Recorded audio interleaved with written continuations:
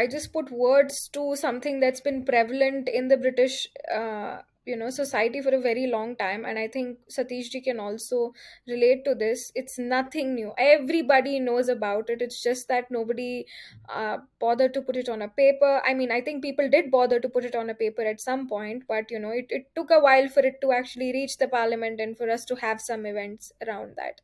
I think Satish ji has actually done some events around that, but this is one more sort of event in the same effort. I think it's exceptionally important for us to formalize, to put our experiences in writing, to put our problems in writing.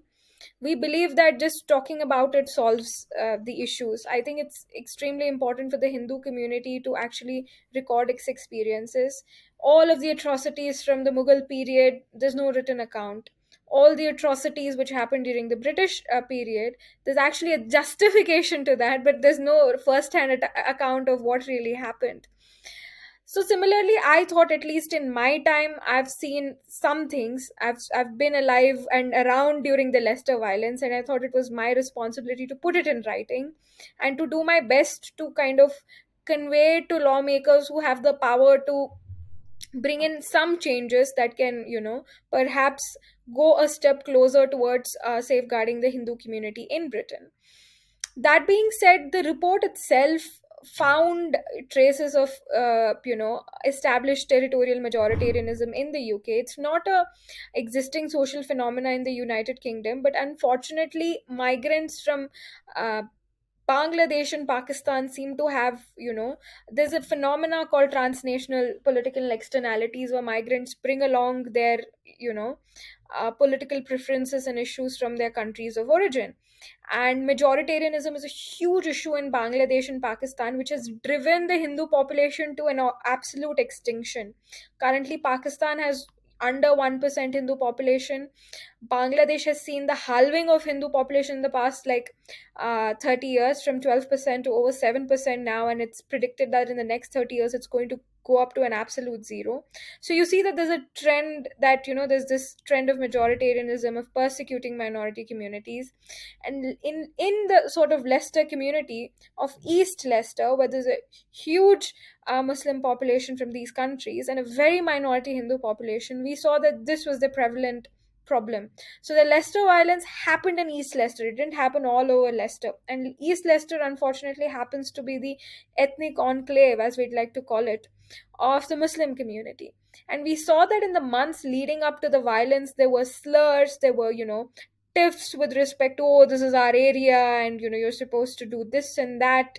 In a country that's, welcomed migrants of different religions, there was this propagation of one particular religion that happened to be majoritarian in that region. And even during the violence, we recorded statements like, we will clean you like we did in Kashmir, coming out, as corroborated by reports which have been released by the Henry Jackson Society as well. So we have corroboratory reports in addition to statements from victims, to make sure that, it's a very foolproof account of things.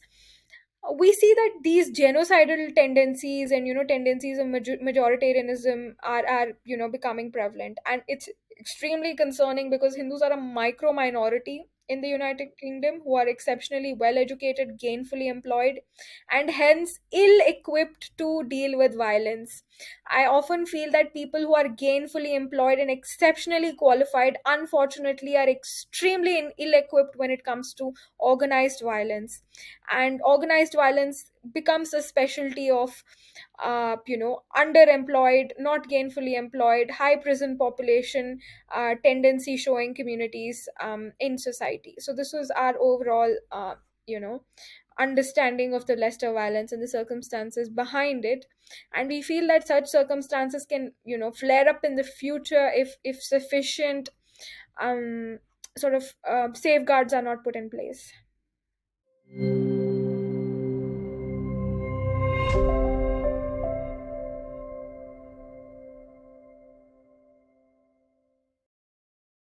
Please remember to subscribe to us and switch on the notifications for this channel.